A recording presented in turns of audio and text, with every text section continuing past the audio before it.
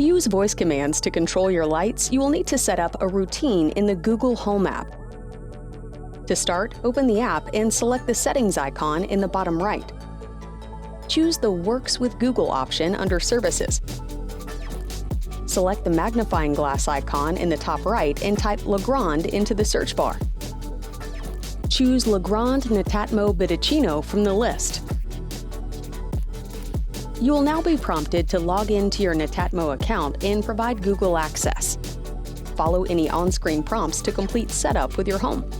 Devices are now available to control within Google Home. Select Automation from the bottom menu and select Plus Add. Choose a type of routine.